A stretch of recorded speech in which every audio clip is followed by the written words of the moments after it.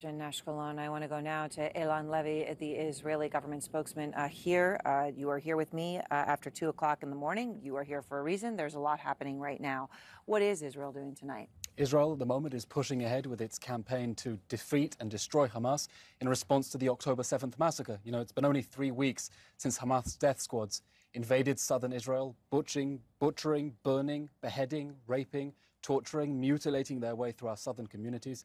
They killed 1,400 people with the most spectacular, cruel violence, injured over 5,000 people, took 230 people hostage into the Gaza Strip, including 30 children. And Israel has decided we can no longer live with this jihadi enclave on our borders. This isn't another round of conflict that's going to end with a ceasefire and Hamas deterred. This is a war that Hamas declared on us on October 7th, and a war that we're going to win. All right, so we know 3 weeks into this, thousands and thousands of airstrikes, special forces raids, largest ground assault on Gaza in nearly a decade. And then tonight, it has gotten bigger. Barak Ravid, as you know, is reporting thousands of Israeli soldiers have gone in, are going in over these next few hours. What can you tell us? Are they staying in? Israel is expanding its ground operations. I'm not going to speculate or comment on whether this is the invasion, the incursion, but it's important to understand what is coming up. The days ahead are going to be long, and they're going to be difficult, because we're going to go after the totality of the Hamas terror and governing infrastructure inside the Gaza Strip, after that jihadi group that perpetrated the October 7th massacre. And this war will end with no more Hamas in the Gaza Strip. We're going to go after every tunnel, every rocket launcher, every Hamas commander, every Hamas foot soldier, and we will totally destroy the Hamas organization so they can never again hurt our civilians as they did on October 7th. If you go after every tunnel, are you willing to accept the death of some of those Israeli hostages? We are demanding their immediate and unconditional return. The fact that Hamas abducted 230 people. They're not going to do that. Is a war crime. Well, we are demanding their return, and we're demanding more international pressure, because, you know, Hamas released 4 hostages under international pressure.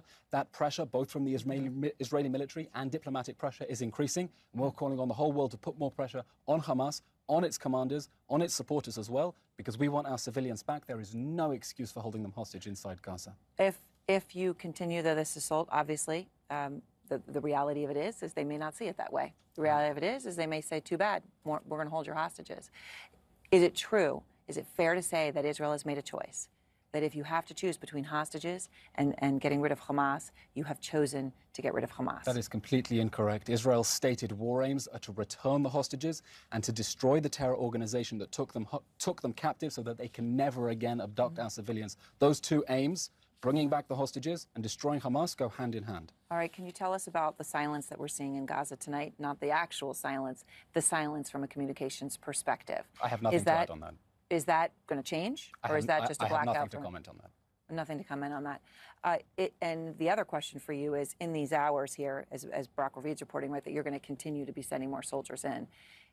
The other nights you've gone in and you've come back out. Is there any guidance you can give us on the plan here? I'm not going to comment on operational matters, but for 2 weeks now, Israel has been urging civilians in the Gaza Strip to move south, because Hamas has embedded its tunnels under schools, under homes, under hospitals. Just today, the IDF released intelligence showing that Hamas's command bunker is underneath the Shifa hospital, which is, of course, an atrocious war crime to use civilians that way as human shields. So as Israel goes in the days ahead, we're asking civilians to get out of the way temporarily for their safety. Do you have a plan for that hospital where there are thousands of people who are not Hamas also there? I'm not going to comment on operational matters, but we have been very clear. We are going to destroy the totality of Hamas's governing and terror infrastructure inside the Gaza Strip, and we are urging civilians to get out of the way for their own safety. All right, Eylon, thank you very much. I appreciate your time tonight.